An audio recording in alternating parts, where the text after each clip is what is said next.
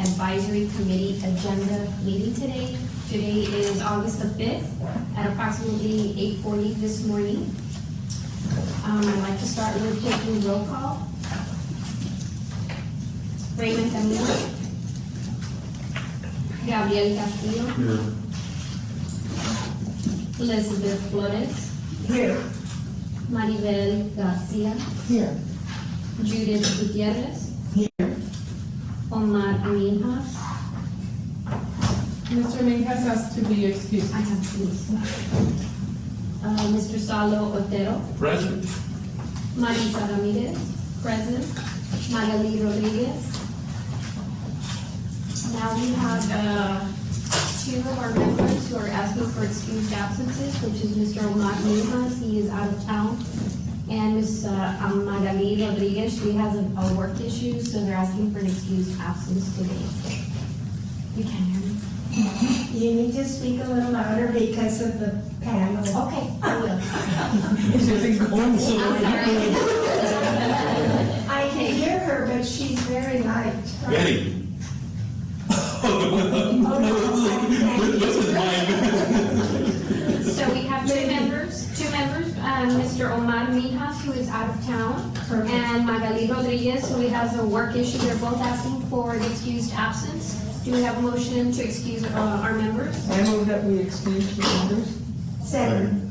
Motion carries. And Madam Chair, if I may, just a reminder to all of our members that after the third unexcused absence, at the fourth, you forfeit your spot, and we don't want to lose anybody.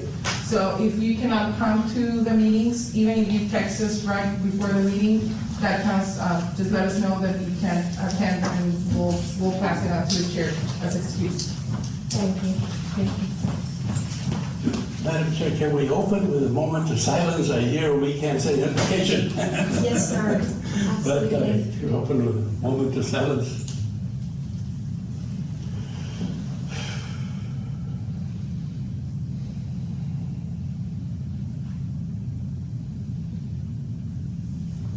Amen.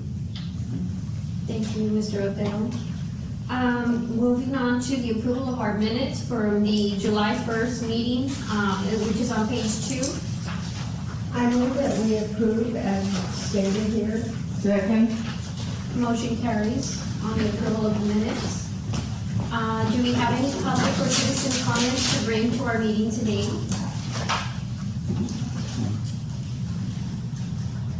Our guest, Margarita, would you like Welcome, to? Margarita Torres. Welcome, Margarita. You're our public.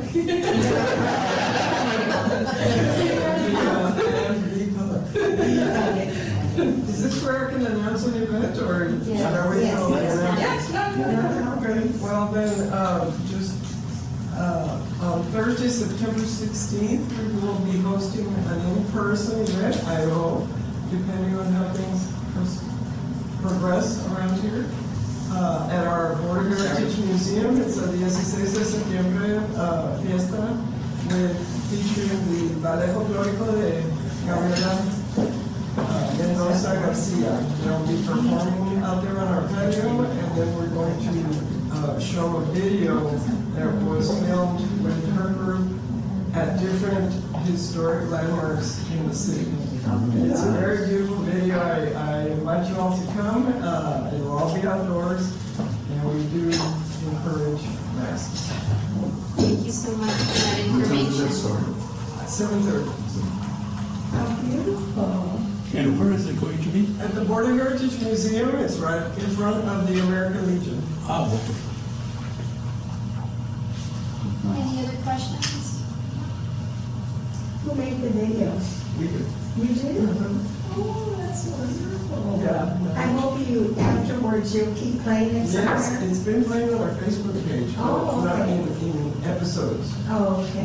This is going to be one big piece. Okay. And having seen them already, they're excellent, and it's very worthwhile going to see them. We're very proud of the organization, of course, I'm a member, full disclosure, Web County Heritage Foundation. But, those videos are excellent. It's worthwhile. Try to make it. What day? It's going to be on Thursday. Will there be a cost, Madam? No, it's free. This is it. This is different, yeah, because the consul always has his thing on the 15th. Right. So we would have The it next. the next day. Yeah. That's right. I'd like to welcome our newest member, Ms. Maribel Garcia. Thank you so much for being here today. We're always open for any comments or suggestions that you may think or say or want to say. We're here to discuss. Thank you. Yes, well, I would like to know a little bit of how it was, this Yeah. commission. What is it exactly that, well, we're supposed to do? We basically run over the agenda, we go through the whole agenda, and then in different parts, there's reports that are discussed and presented. Then if there's any other comments throughout this whole process, you're welcome to bring them up. And so, you know, it'll be a first, it's pretty much the same process every meeting, so once you go through it once, most likely should be good. Okay. Thank you for the public information, Margarita. We're moving on to the reviewing of our year-to-date financial statements, which is on page 5. Thank you, Madam Chair. We have our financial statements. We are at the tail end of our fiscal year, as you know.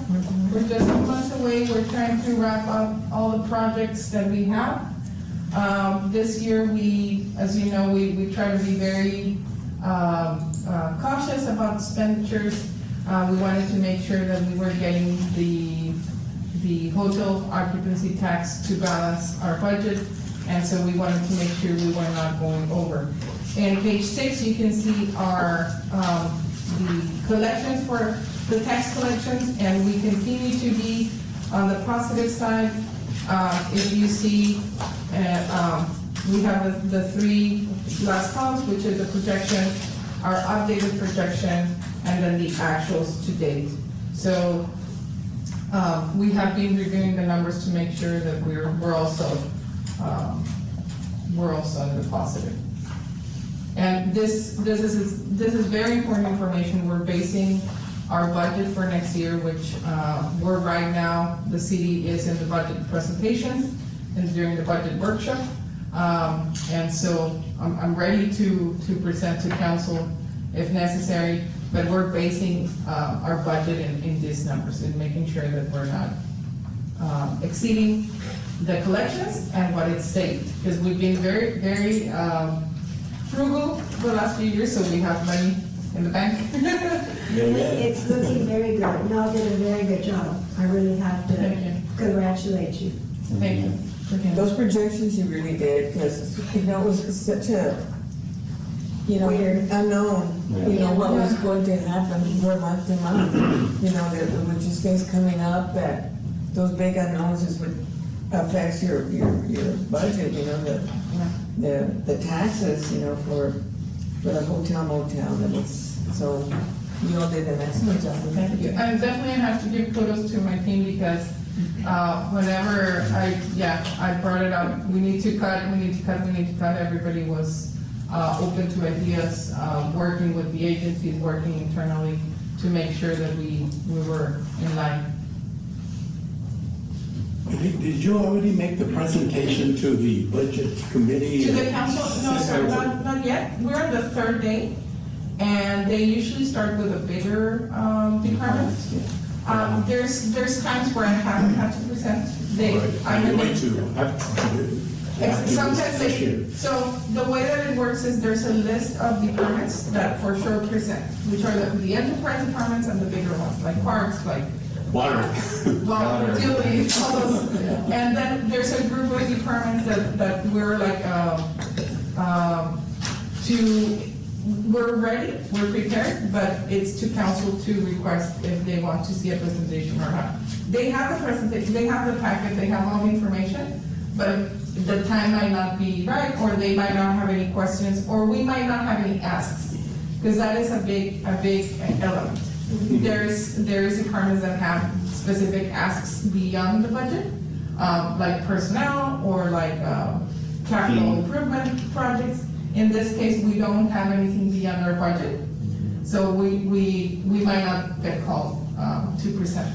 But I'll be happy to bring the presentation that I prepared for council to the advisory committee for next month. How is all this paid for? All this was paid by hotel motel tax. Yeah. And wonderful job, too. And it was a good time. Yes, it was a perfect timing before the pandemic. Unfortunately, it was a good Yes, time. yes, so we continue to monitor the situation, because as you know, and everything goes up and down, and things like, I was reading yesterday about the decision from the federal government to only allow vaccinated international travelers. That might also affect us, because as you know, we're promoting vaccinations in Laredo, and so that has been a sort of influence of people. So we're monitoring everything to see what might affect us positively and negatively. Sure. Literally, positively, And totally negative In COVID. every sense of the word. There's always a, it's been brought up, I guess more often now than before, but for Mexico for us to open to Mexico, what is the deadline, or what is the timeline, or? Unfortunately, there's no timeline. I can tell you that this last time, every month, the 21st is when they announce if they're gonna continue the restrictions or not. And I can tell you this time, we thought we were gonna have restrictions lifted, because it was 6 hours before the deadline, and we hadn't heard anything. So literally, Reina and the agency worked with the finger on the click to say, yeah, we're open. And then like 4 hours before the deadline, they said no. So we really don't have, I've spoken to people from CBP, they don't know. I've spoken to the consuls, they don't have any information. So we really all are just waiting. Exactly. So we're all just basically waiting for every 21st of the month, hoping that. But now it's more scary than before, because, we were going on a positive trajectory, towards the end of the pandemic, and now with this new variant, we are maybe back to where we started. I talked to my housekeeper who's had to stay in Laredo, and she has several businesses over there. But she's been with our family since she was 18, so she comes anyway to my house every now and then. Anyway, I spoke to her, and she says that in her neighborhood, which is just saturated with young people, her family is the only one who's vaccinated, because the other people just think it's nuts. The other element is, if it's all young people, in Mexico, they haven't vaccinated anybody below 30. No. So, and not because of the people don't want to, They don't have it's it. because their program goes by ages. And so they started 60 and over back in probably March, April, and then they moved 50 and over, and then 40 and over, and they're barely getting to the 30 and over. So we've had a lot of people under 30 come to get vaccinated. Yeah, but there's people that have been vaccinated that are also dying. I know, I have a friend that has family in Laredo, and 2 of her cousins passed away, and they were vaccinated, as a matter of fact, in the last 2 weeks. And it's like, it's a tragedy. It's like, A year and a half later. yeah. So we keep monitoring, we keep monitoring everything and hoping that things, to see how that is gonna affect and how we need to. That's the unknown. Exactly, because we have sports tournaments and we have one, we have conferences and we have one for the following months, and so we're very vigilant of what's going on to make the necessary updates and changes. Ms. Margarita has a Yeah, I comment. have another comment, not about the pandemic. I was wondering, Eileen, if you keep tabs, or are you current with the hotel, motel funds as far as the third-party funding committee? for the coming year. Because just from watching their meetings, it seems as if people came in at the very end that have not applied for funding, and they were now being considered. And it seems that things like that happen all the time, well, annually, where, there's a whole set of contract rules for applicants, for nonprofits that are applying, and deadlines, and requirements about trainings and this and that you have to do. And then, the deadline passes, everybody turns in their applications, and then during the course of the considerations for the funding, all of a sudden there's other people that they're considering, that they come right out and say, these came in after the deadline. Now, in the past, they were simply not considered, and that was that. And now it seems as if, I don't know if anybody's really Pushing that. making them aware of that fact. There's also the stipulation in the contract that says nonprofits cannot approach any city official about funding during the blackout period, and this is clearly the blackout period. So, I'm not saying this as a representative of Heritage Foundation, I'm saying it as a nonprofit in general. Yes. Because It's good information, definitely. either we're all playing by the rules or we're not. Right. I will definitely bring it to the Director of Community Development. I had an opportunity to chat with her and with the Program Director for third-party funding this week. And so I will definitely bring it to them. They requested a training with PHLA, which we've had in the past. Obviously, this time it would be virtual, just to bring everybody up to speed in the use of third-party funding, which I would love for all of you to also join that training. I think it's very enlightening, and it's very, it provides really good information about the use of the hotel occupancy tax. But I definitely will bring this to Tina and to her team and bring back an answer on what's going on. Yeah, because I know those who have been involved in nonprofits, that's always been an issue with these crazy city council people, right? I mean, there's always been an issue. Because the second, I mean, no, that's the St. Paul in me. That's the St. Paul in me. They come in the back door and they say, hey, I forgot to bring in my, oh, really, who are you? Oh. I think that's, that's always been an issue. That's all, it's not the first time issue, that, Margarita, you've been involved in this thing forever. So I will bring it back to the committee for next meeting, a status on that. In their defense, though, and I'm not saying they're not crazy, but in their defense, and I know we're being recorded.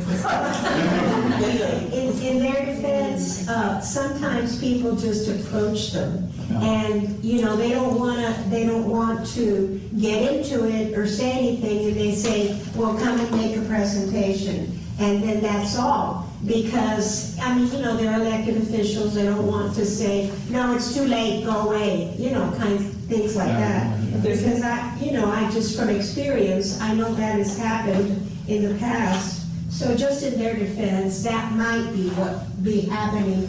And hopefully, the rules will apply and someone will say, sorry, you're late. We love your application, but come back next year. Now, if they get funded, then that's just really a breach of the contract and an insult to all those nonprofits that work so hard to put all those things together that are demanded of them, really. So I just, want to say that. Well, it's true though that, that those nonprofits that miss the deadline should not even be considered, and there has to be a way to tell them, well, you missed the deadline and we can't do anything about it. There's fairness in all of this, and it's simply not fair for the nonprofits that do turn in I mean, they, you know, they do this and they do it timely, and to the rest of the nonprofits that do it timely, these applicants there's nonprofits that want to come in afterwards. Yeah. It's just not fair, and they should not. It's like a disrespect for those who have done everything Exactly. correctly, and then still people that have not followed the rules.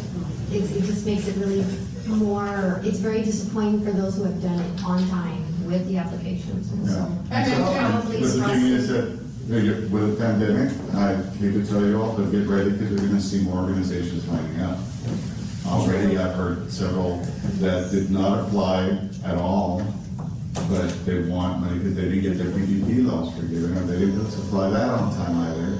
So now they want to come back. And some of them, from what I hear, are, do provide a community service, but they didn't do what they're supposed to. Right. That's the bottom line, your management, we have to look beyond, and that's their job, I guess, to look beyond what they're doing, but they have to look at the management of the organization. And many times the organization is negligent in their How they're job doing it, as yes. managing all the paperwork, like you say. Some people do all their due diligence and do all their work, but there's organizations that don't because they know they can skip 10 steps and just go to city council. Go directly to the council members and. And granted, the cost is very good many times, the service they're providing is good, they just don't manage it the way they should. So would the committee like for us to bring community development and the program director maybe to do a presentation of what they're doing, the process that and we can have any questions regarding specifically hotel occupancy tax, third-party funding. General fund, that's a different thing, but specifically for hotel occupancy tax. If you can, that would be great. Okay. That would be very helpful. Something that was discontinued over the years was in the past when we turned in our applications for third-party funding, the committee, the third-party funding committee had meetings over 2 days or so where every nonprofit made a presentation about their case for funding. And they got to ask questions and you could explain it and you could show your PowerPoint or whatever. It seemed a better idea than because you could see that they were understanding and not understanding what you do. They eliminated that somewhere along the way and just gave them the applications to read and then they based it on that. And I think that was a mistake because a lot of them, I think, don't read the applications thoroughly or just sort of skip over to who they like or who they don't like. And it's a very different story when you're asked to make a presentation. And now you have to make a case for your funding. So I think it makes sense for us to bring the person in the department in charge of that, so that all those questions and those comments go directly to them and they can answer or explain a little bit more of what they do. So we'll be happy to do that in our next meeting if available, if not, the following one. And I think that we all represent a council member, and I think that just the suggestions, the ideas that come from this committee should have a little bit of, that we should be taken into consideration. Yeah, no, definitely, that's why I think it's valuable for them to come and listen to what the committee has to say. There's no 11th commandment that says, thou shalt bring your proposition for the nonprofits on time. If there was a command. The thing is, it creates a very bad public view. Because if we're concerned, then, We're the public. there are lots of people in the community that feel the same way. Yeah, that's why I want to make sure that any questions and come directly to them and the answers come from them. That way, I think it's going to be a valuable conversation. Thank you. Thank you, Margaret. Thank you, Margarita, for that information and everybody's input. I think hopefully we can move forward and maybe push it harder so that things are followed as they're supposed to be followed. Okay. Moving on to the July activity report, we started in the director's report, which is Eileen, which is on page 7. Thank you, Madam Chair. On my report, I mentioned a lot that has to do with sister cities. We've been working with a new project at the shop, trying to bring our sister cities and grow that presence and grow the attractions in downtown so that more people can come. and this in turn benefit other attractions in our community, especially in this area. I was also very focused, as I mentioned, on the numbers and the budget for our new fiscal year especially. We've been really focused on our new U.S. agency of record. And so we are changing agencies for the U.S. We had Relic for a couple of years. Relic was very, very good. They helped us create our new brand, our new campaign. It is due to some issues in terms of management on their part. They were not able to be considered for this bid for the bid this time. But we're going with a very reputable, very recognized agency called the Zimmerman Agency out of Florida. They work with the likes of Belize, Mexico, several communities in Florida. And I didn't have it here because it hadn't been approved by council by the time we did the agenda, but I wanted to mention it to y'all. It went to council on Monday, and so now we can go ahead and start the process of the PO and the requisition and the contract and all that. So we haven't signed the contract yet, but we're in the works. I have been approved by council, and I wanted to bring it to you. I would like for them to also do a quick presentation next time, just to introduce themselves to you all and where we're gonna go from here. I think it's the next level. We continue to look at our marketing for the U.S. To grow as much as we have grown the marketing in Mexico. That's our objective. As you know, in Mexico, we've been very strong in what we do. And so we want to make sure we're replicating that in the U.S. And so we're very happy. We are still keeping the podcast with Relic because that's a product that they started, a product that they're very strong in. And so, but we're really excited about the Zimmerman group, the Zimmerman agency, and starting to work with them. Obviously, the brand is going to stay the same. We're not, but that's something that we told them. We want their input, but the brand is young, and so it would not be okay to change it right away. No. So they're coming in with ideas for ads. They're coming in with a lot of different products, new products that we haven't had in the past.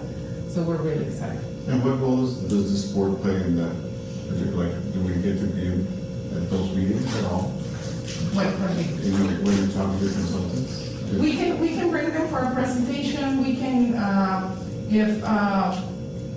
we usually have operational meetings. If you want to be included, we're happy to invite you in any. They're going to actually come to Laredo for an initial consultation and getting to know. So we would definitely love for them to meet with all of you. I think that is key. And any other community stakeholders. It was very successful when we had Relic, that they met with the board and with the community stakeholders, with management. So they got to know how everybody works, and they got to hear from the community stakeholders firsthand what everybody, their view of Laredo, their perspective on Laredo. So we want to make sure they have the same opportunity. So yes, we will. But they're already hired. We don't have any input in that. We went through the process for the RFP, and so we had 3 agencies that bid. It was Relic, it was Zimmerman, and Hi-Fi from San Antonio.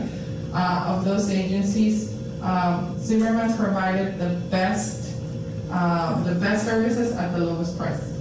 So we think it's a very, it's going to be. We have a lot of communication in the tourism industry in Texas, but also with other states. And so we had a chance to go to tourism college, and I asked around other CDBs if they had, and other vendors if they had worked with them. So I got really good comments from other tourism industry partners on the company. Yes. So they're only dealing with convention and visitors? Yes. Or do they deal with the whole city? No.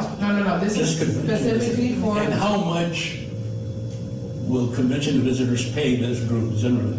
Right now, what we want to counsel is not to exceed $481,000 for 15 months.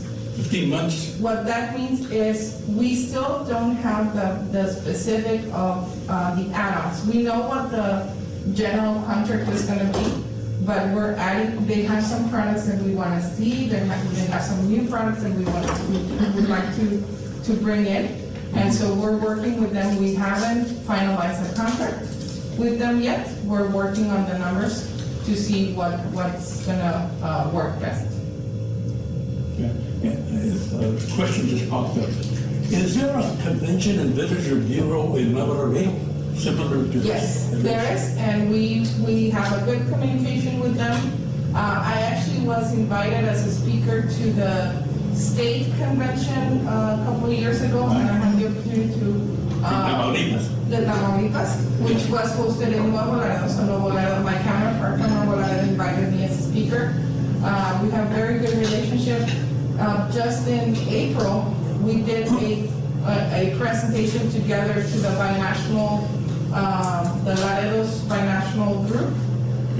So yeah, we have good communication. Do they have a similar? That I wouldn't know. And what's it called?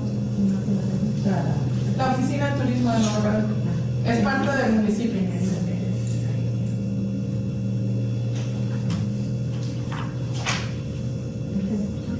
Any other comments or concerns that we need to bring here on Eileen's report? If not, I was gonna ask about the Yes. avocado festival. I was Yes. too. What is that, what is that, how is that happening, how is that promoted, who's involved? Okay, so this is a new event that was brought by Councilmember Perez to the attention of management, and she's very excited about the event, and now she brought it to the rest of the council, and council approved.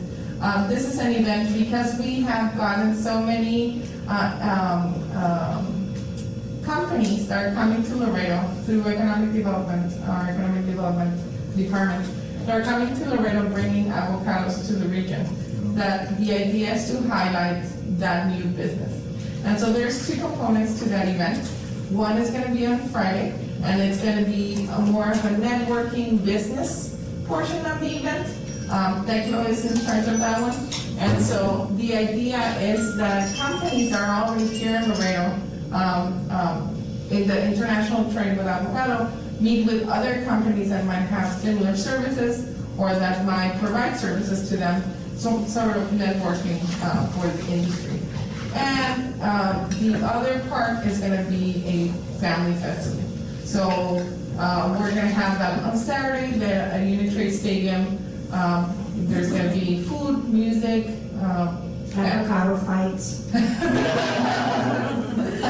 avocado cooking competitions, and so we're excited. We're working with other departments and putting this together. There's also an art component.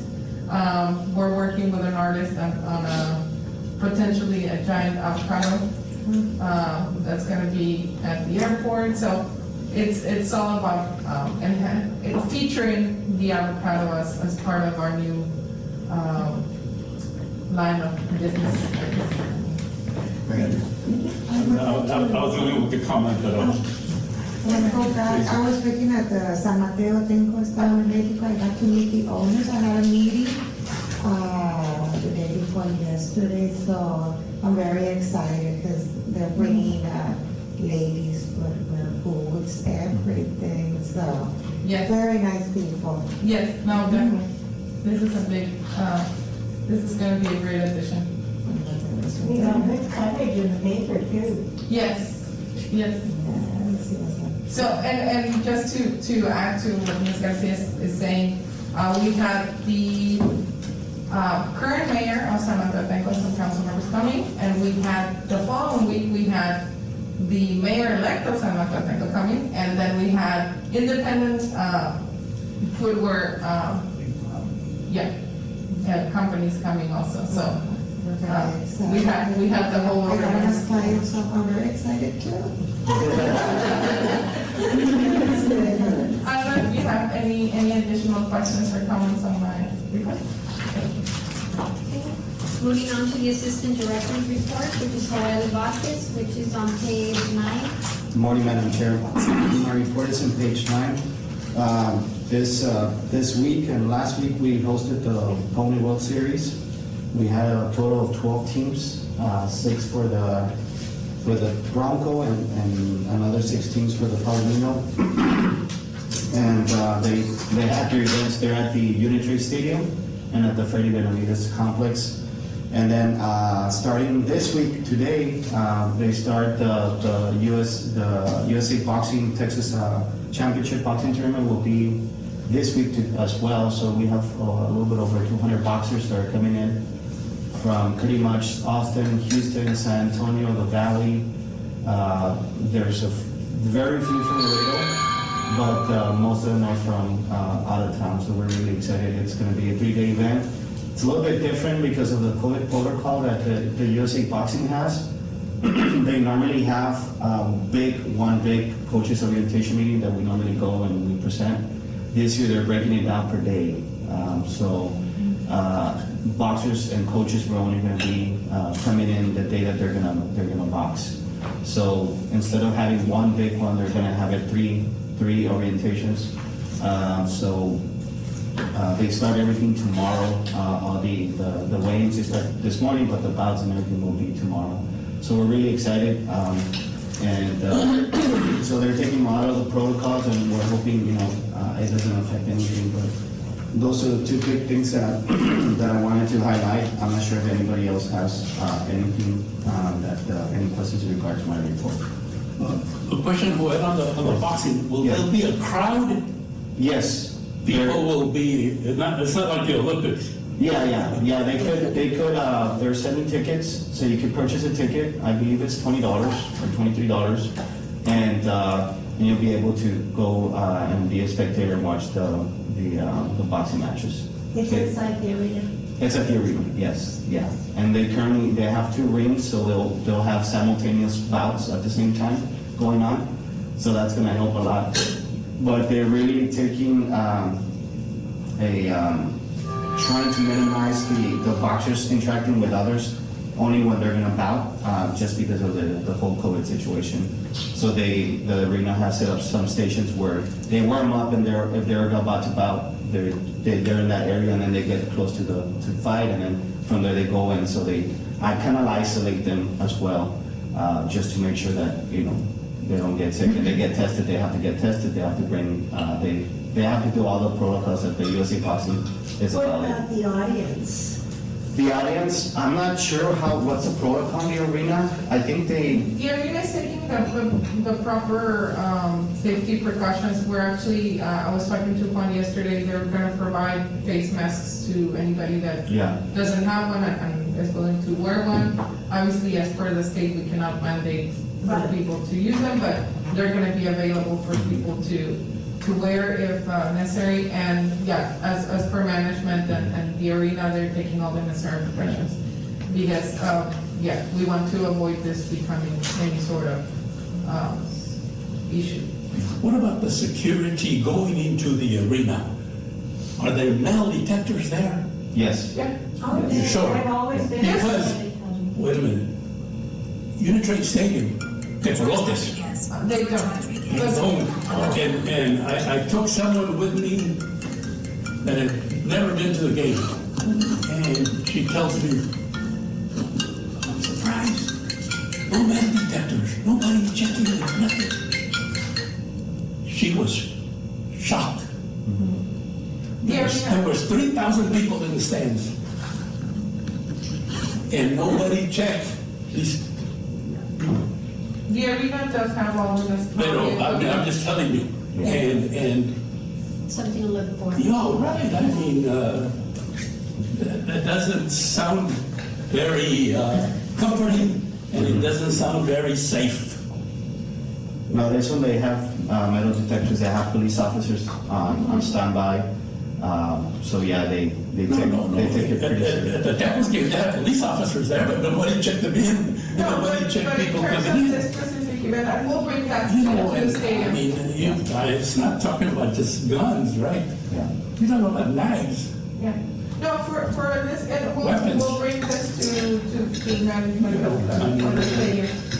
just to add another flavor to that comment, because now people can make guns with the HD machines. What you need, in addition to a metal detector, is an actual gun detector. And there are companies that are selling those. Anything that looks like a gun is detected on the same cameras, same kind of cameras as the metal detectors. And you actually see the person and whatever plastic or, thing they have on them. So that's the future, unfortunately, especially with this right to carry. What difference does it make? That's what I exactly what I was Whether gonna they're say. carrying or not, if they have the right to carry, who cares if there's a metal detector or not? What are they going to tell you? No, you can't. You have the right to No, but carry. you can't come in to a place that says you can't come in, you can't come in. You can carry outside, but you can't come in. A Especially when they business sell alcohol, you can't. has the Yeah, the bank right. doesn't allow you to walk in with a, And I don't think with the, These are city-owned buildings, aren't they? That's Yes. prohibited in the government. Yeah, Law but enforcement, you can, right? Law enforcement can carry their. Yes, their- law enforcement. they have to their- show some sort of. They have to show ID. There's regulation for city buildings Yeah. also, so, The prohibited weapons? yeah. And it's marked, it's specified. But yeah, we'll bring that comment to the stadium. But yeah, for the arena, we know they have, some. it doesn't, even if it goes to stupid. It's still recording? Yeah, Okay. yeah, no. Thank you. So the arena does have, we've used them for sister cities, so we know they work, and we contracted the space for the event with the arena, and we know there's plenty of, police officers. Are the concessions will be open, including beer? Yes. Yes. Cool. Yeah, they should have, okay, beer drinkers here, because I remember my daughter taking her kids to, when we used to have circuses in the arena, right? And my daughter took her kids, and they were drinking, people were drinking, and I says, I didn't go to a place to have drunks sitting next to me, you know, with my children. Of course, baseball park by the 7th inning. Forget it. Everybody's like, I mean, it's just like taking pets. You know, hey, have a pet area. I mean, I don't want to sit necessarily watching a baseball game with a dog right next to me. No, I don't necessarily want to do that.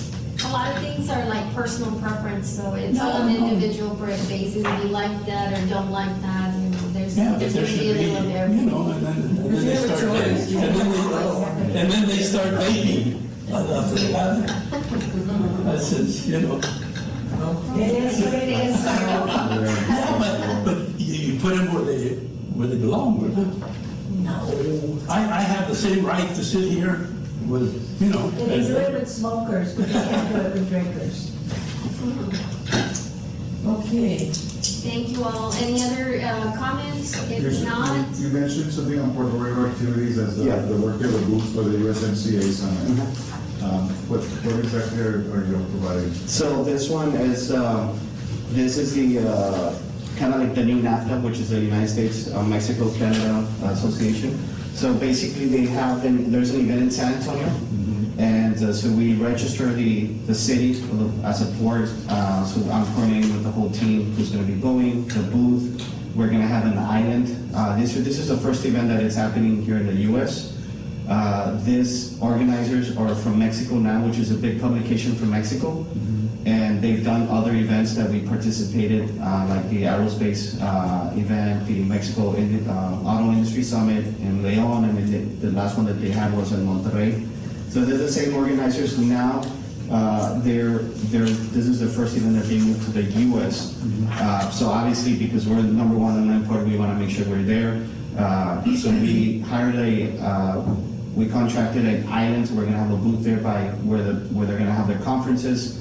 The mayor's gonna be speaking as well. I was gonna do a welcome as well, part of the package that we got. And it's just a great promotion for us to promote ourselves. How exactly, that's my question, how exactly are you promoting Laredo? What exactly are you showing, or what are you taking with you? So we have the bridge. The bridge department's gonna be there, the airport, the economic development. I know the LEDC will have, I think they have their own space as well, so LEDC will be there as well. So we'll have the main departments, which is the airport, the bridge, and economic development from the city side. I'm not sure if management is gonna be going. If I may, this is part of a larger promotion. So we have, together with Bridge, Airport, Economic Development, and obviously the LEDC, we have a whole effort to promote Port Laredo. And right now, we are like the marketing arm for that group.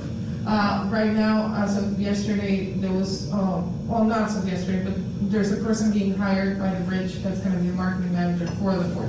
So our involvement is gonna decrease a little bit. But the idea is to promote the port as the #1 inland port in the US. So it's That's the focus, the focus is not hospitality, it's not No. entertainment, it's not. No. Okay. Yeah, It's So- not really conventions, it's more the port. It's the port. So again, we're part of a team. The efforts are combined, so it's not an investment that we do on our own. We're not. So the city paid Yes. from different budgets. Exactly. That's So correct. And how everything much that they we. pay for this? So I think the registration, we got it for $5,500 for that. And we actually got a discount because we've done other events, but I think the actual cost was like $7,500 for the stand that we got, the space. But since we do other ones, and then with COVID, I kind of negotiated with him, hey, because of COVID, we haven't canceled, we have registered for other events that you had in Mexico. So we kind of worked that idea because we've done so many events with the organizers, so they helped us a lot, but it was about $5,500. And it still falls into our promotion, so it's still bringing people to our community. That's our part there. We're Mhm. trying to bring business so they can come to our community to stay at our hotels. But it's definitely not something that we do alone. So the collateral that we're providing there is not necessarily pushed to hotels, restaurants, we don't have anything collateral that we provide there. We provide we have our visitor guide, we have our, we also have, the port is present. So Hood works with Bridge, works with Airport and with Economic Development to push out. So just as an example, we work with a magazine called Trade Numbers. And so we would put an ad for CDB, which are with our promotion, when you're coming to Laredo for work, stay and have fun. And then they would put, here's the bridge and here's the airport. So we have a combination of that. Okay. Yeah, so we have different brochures assigned for that, trade numbers, the brochures, the record that we do. We have promotional items that say Port Laredo as well. We used to have where Bridge had one, and then we had CBP another one, and then the airport had another one. But it was kind of weird, and so we all put everything, we merged everything all together. And we want that to support the brand. Yeah. Yeah. Yeah. So I there's a think the specific. fact- I'm sorry, I think the fact that the mayor's going to give a presentation is very important. Yeah. And that's an element that we have in most of the, he was very adamant that every time we go, we need to have more of a presence. So we either have a presentation by the mayor, or by a council member, or by management, or even one of the directors of either the airport or the bridge. Absolutely. So that the brand of Port Laredo is well represented. But again, this is something, anything that has to do with port is divided. And I guess my point on this is because it's a summit that's been happening, and I know that right now, most of these summits, most of these gatherings want money, bottom line, Yeah. to make money. So, we were offered a booth for this event also, we took it. And then from there, I thought, we were talking about it, we said, who else is in there from Laredo? Who else needs a space there from Laredo?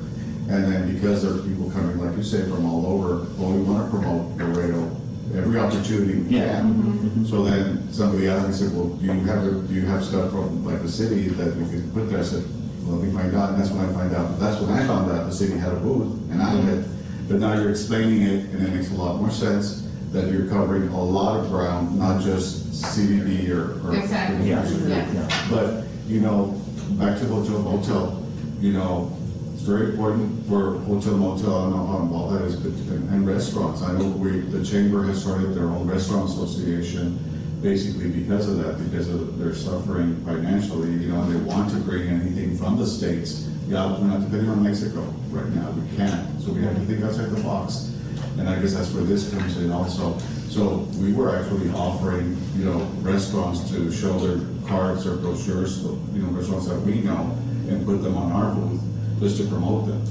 But that's why I was asking you. I don't want to duplicate or put things that David said. Do you want to be, do you want to be near the city of Laredo? Well, yeah, of course. You know, I think it shows kind of unity that all people are playing Laredo at the same spot. I'm not sure they're going to go to do that. I don't know what the logistics are, but to me, that's very important. The hospitality part, it carries a lot of weight, and it's very important because that covers a lot of ground. That ultimately means money back to third-party funding. It's a win-win-win situation. And there's a lot of correlation between economic development and hospitality, and people coming to a city to do business once they have visited the city as a tourist, as a leisure visitor.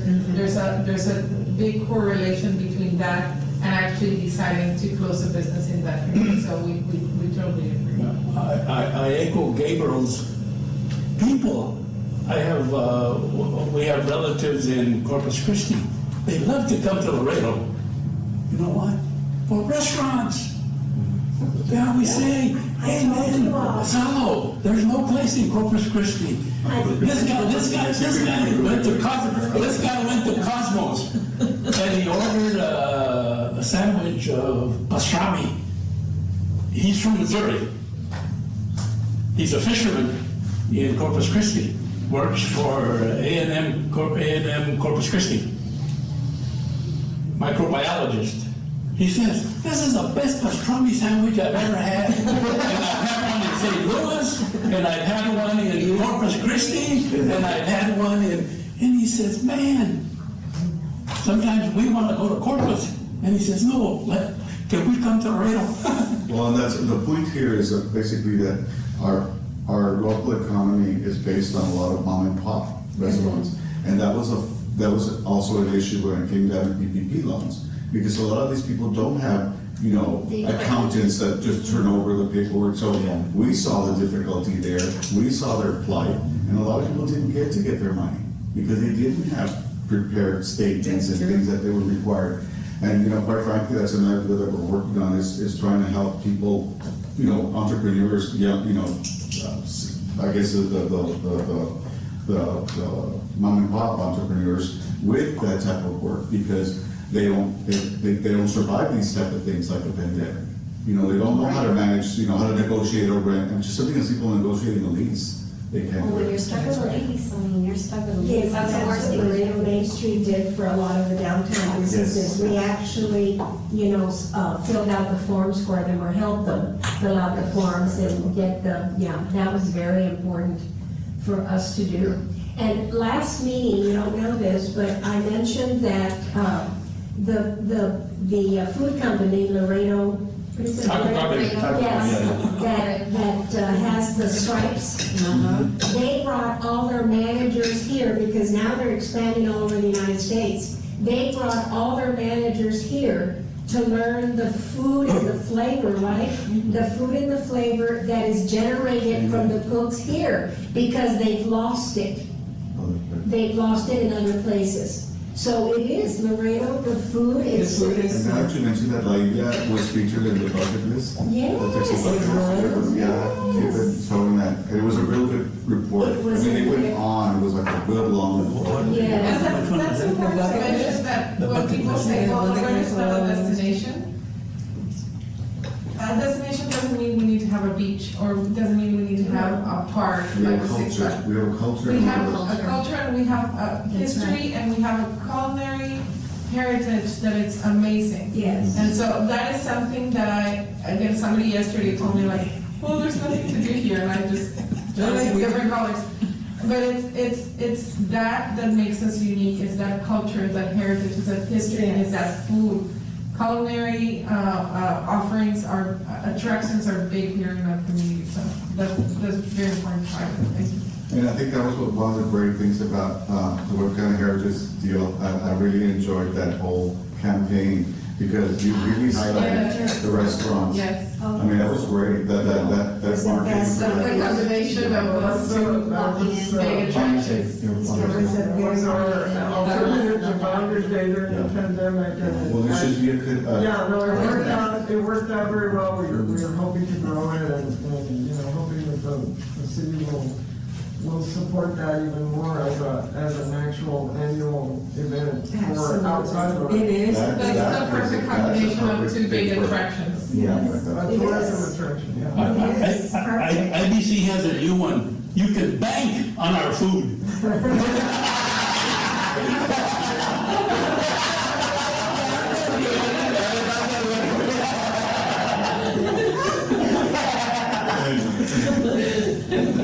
Okay, well then, Okay. Moving on to our next report, which is the services coordinator. Veronica's not here. She's not here, so- Eileen. Thank you, Madam Chair. Her report is on page 11. She's been working on several projects and, I have to excuse myself. Yes. if you don't mind. Yes. thank you. Thank you so much for being with us. Good to see you. Over here, Mr. Shields. Stay safe. We're having it November 19th to the 21st, hopefully. Here at the outlets, this is a smaller version. It's gonna be like a Christmas bazaar type of thing. And we're gonna have 75 to 100 vendors, hopefully. We're working really hard for that. And so we're working with the outlets. So it's gonna be smaller event, it's geared, even, we're telling the vendors that it's a Christmas themed, oh, that's wonderful. market, so that they can bring items that are according to the theme. So it's gonna be good. We'll keep bringing you all updates, but I'll talk about that. Bye. thank you. So Veronica has been working with the outlets on getting, everything ready. We already have some vendors that have confirmed, paid, everything. So we hope more can come in. We're really hoping, of course, things like international visitors not being able to come in if they don't have vaccinations, that might affect us too. So we're really monitoring everything, and if things hopefully get better in the next few months. We hope so. Yes, we're really, any preference of staying or any prayer preference that you might have, please assist us. Any favorites? Any, Prayers. any favorites of your preference, please? What are the dates, please? November 19th up to the 21st. Okay, and is that around Thanksgiving? That's right before Thanksgiving. Right before Thanksgiving. So it's the weekend where we would usually see the big influx of Mexican visitors. Because it's 20 de Noviembre. Yeah. So that's the weekend that we would usually see them. Hopefully, we will see them back. So that will bring, yeah. So even for Mexican visitors, let's say we have the perfect storm, right? And we get our Mexican visitor back in time, things are getting better with COVID, and we have the Christmas Sister Cities Bazaar at the same time. That's gonna be, the perfect storm for Good the outlet, to for have. the area, for Laredo. It's Because gonna help, yeah. exactly, even as Mexican visitors, people don't have the opportunity to see all those products in the same place. Right. So I would say even for the Mexican visitor, that would be a draw. Perfect. Yes. So that would be the perfect storm, right? So we're hoping for that. And it's gonna be here. It's gonna be here in the outlets. It's not gonna be outside, it's gonna be in the shops that don't have a tenant right now. So we're gonna be able to use those spaces, which will allow for it to be indoors, not exposed to the elements. And so we're working with the outlets, with fire, with building, with all the necessary departments, so that we make sure it's safe and it's enjoyable for everybody. And you don't have to worry about the weather because you're gonna be inside. 'Cause Exactly. sometimes when you do things that late in the year, you don't know. You never know. It's You never know a what the hit or weather- miss, and also it's people might not be as willing to come if it's outside, and then it did rain, so yes, Está no, lloviendo, está haciendo frío. exactly. Are So, they charging us the month? no, That's wonderful. they're, I think we're just paying for security. There's very minimal expenses. yeah, they're They've just been wonderful to Laredo, I think. Yeah. So, yeah, no, they're great, they're a great partner, so we really appreciate their assistance. Any other questions or comments? If not, we're moving on to the marketing manager's report. Eileen, which Yes. is on page 13. So there's here you have the social media report. Our marketing team has been working really hard on the, also on the contract with the new agency, on, changing, as I mentioned before Reina and the Mexican agency have been like going back and forth, like every hour, when we get close to the dates where the potential announcement of the restrictions being lifted happens. And so they're working really hard. I want to give them kudos to everything that they're doing, especially in Mexico, where we don't have our Monterrey visitor, but we still have presence there, but a lot of the efforts have been moved to Mexico City. So in the budget presentation that I have, we did request a little bit more money this upcoming year, because we want to be ready. One, if the bridges, they lift the restrictions, but two, we need to take into consideration two things. One is that now we have Mexico City as an additional market. So our efforts, we cannot lower our guard in Monterrey. We have done so good, Yeah. so well in keeping our presence in that market, that we don't want to lose that now that we have Mexico City. We don't want to dilute that. And so what we're doing is asking for additional funds, not outside of our budget. This is just, we're moving our budget around, so that we can also give Mexico City the presence that they need. And that's such a big market that can bring a lot of people to us. That's one thing. And the other thing is, in the US, we want to replicate those efforts that we've been doing in Mexico for so many years. We want to replicate it because as Mr. Castillo said, we need that market. We cannot depend on Mexico 100%, because we don't know currently what's going to happen. So we want to make sure we see that visitor coming in. We see that effort in the US just as we've done in Mexico. And that's Mexico City, because also the flights that are coming here, they go Exactly. straight into Mexico City or are coming straight into Laredo. So I think Exactly. that's a big, You know, a lot of people Connection, don't yes. understand, the Casa Laredo, the Monterey effort, they don't understand it, and they're saying, why is the city using money to do that? And I think it's just part of they don't understand. And so I have had several presentations that I've had to make, just from the little I know, and I've changed some minds, but some minds are saying, why? And so I don't know when would be the appropriate time, or if there's even a need, to talk about that. We can do a presentation on what we do with Casa Laredo. I can tell you, budget-wise, we haven't increased their budget in probably 5 years. Yeah, I think it's a So- wonderful effort, and I think maybe in our social media, you just, promote it bring it somehow. up more. And they're doing, another thing, and I'm gonna kind of jump to the report, on page 15, but they really, jumped in. We told them, like, during that pandemic, there's not a lot of, in-person visits that you can do, there's not a lot of events that you can attend. And so we tasked them with creating some sort of activity, something that keeps their connection with the community there in Monterrey and in all of Mexico. So they worked with the marketing team in creating the Zoom, the Facebook Live. So every other week they have that Facebook Live. They're Wonderful. they're answering questions. They're they've had the opportunity to come to Laredo a couple of times, and so they've gone to different places, they get footage, and then they go back and they put it, or they talk about those topics when they have their Facebook Live. So they're really invested in that, where they're doing giveaways and all that with the support of our marketing team. So that is something that they will travel to Mexico City, for example. One thing that they do is they are, and it saves money to the city, because it's more expensive for us to go to every event in Mexico than for them that are already there Exactly. to fly. And so Samuel has been a key element in Port Laredo.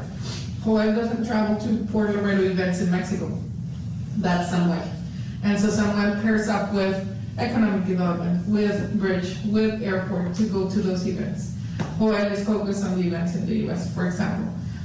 Anytime we've had a delegation visit Mexico, Samuel accompanies us, because he's another element, and it's less expensive for us to take him than to take anybody else. Plus they're there, they have their finger on the pulse of what's going on. And so for us it's very important. And now that the relationship between Nuevo León and Laredo is getting stronger, it's even more important to have that office there. That's great. I think it's great. Oh, yes, of course. I mean, it's, It's very beneficial, I mean, and cost effective in the long run, because we can't be traveling over there all the time. Exactly. And the presence that we have, just talking about brand exposure,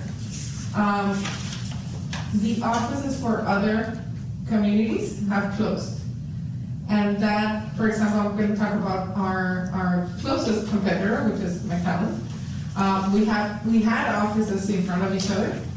They closed that office and they went virtual, and then they even closed the virtual office there. And so that came up in the paper. Wow. The editorials came up and said, Laredo's still here, Laredo has our back, Laredo is still, hasn't abandoned Monterrey, right? So we want to continue, we want to show that it's not just because, oh, we want them here and they're a customer, but because we have that true relationship. Good, Good message. very good work, very hard work. So that completes all of our activity reports for our meeting today. Any other comments before we go into our discussion and announcements? Nothing? Our next Discussion. discussion, yes, sir. You know, the last 3 or 4 meetings we have opened with a prayer. Now they tell me that because it's where we are, the situation, it's a moment of silence. Now, can it be worked out, and I think we discussed it a little bit before the meeting, to check with the city secretary to put it on the agenda? To put it on the agenda after call to order, and even before roll call or after roll call, whether we want to say an invocation and have a flag here and a pledge of allegiance. That would be significant, and that would be a powerful statement. So can we check on that? The pledge of allegiance is no problem, from what I hear. oh, no. You know, but the prayer, they're telling me that we can't call it prayer, but a moment of silence. But if we can call it prayer, like, you know, we're members of other organizations, including the Boys and Girls Club. At every Boys and Girls Club board meeting, we open, it says invocation, Okay. Do we have? and it says pledge of allegiance. And nobody has said, hey, you can't do that. So You know, sometimes we don't do things because we're thinking that it's not right or you're gonna offend somebody, but, you know, but can you check on that? And for the next meeting of September the 2nd, yes, sir. if we see on the agenda, at least a pledge of allegiance, I mean, hey, that's one. And either a moment of silence or an invocation, I think that would be a powerful statement to make. Okay. Because the prayers that we've had the last 3 months, how beautiful. How beautiful. The thing is that it should be non-denominational. Yes, of course. It should Of just course, be of course, higher of course, power. yeah, You yeah. know. I mean, and the prayers that Joel has led, very non-denominational, brother. You know, I Do we mean, bring this, do we it's- bring this to a motion to see if we're all in agreement that we want to do that? Do we have a motion to carry I make that motion, this That- forward that to we, the city secretary? Can we Yeah. just say moment of silence, so it's not contested? either invocation, what can we do? Either moment, you know, we start with an invocation, and if they say, no, you can't do that, moment of silence. City Say council. moment of silence, and then there would be no problem. If there's a moment of silence, there's not gonna be a problem, because, I mean, that's your own personal, private. Yeah, if it's a moment of silence, we don't even need to double check. That's something that is done. And the Pledge of Allegiance is the Pledge of And the Allegiance. Pledge of Yeah, the Allegiance. Pledge of Allegiance. Nobody's gonna say no. No problem. The flag was- Okay. So we don't want to check on invocation, just say moment of silence and Yes. skip that hurdle. Yes. Then we can do it faster that way. Because then I reluctantly amend my motion to Well, I say think- moment of silence. Well, that's fine, I think that we don't need to even have a motion on that, do we? No, if it's a moment of silence, For a moment of and silence. we don't. Yeah, okay, then, okay. All I'll right. second that. Thank you. So, That's it? we have a motion to adjourn our I will meeting move that today. we adjourn this meeting. Nice. It's so good to see you all in person. Yeah, this is my first time here, and it's like, wow. Me too, to see everybody. I was traveling last time, so Chloe was here with you all, but it's so good to see you all. I wasn't here the last meeting, but I got excused at home. Yes, we did.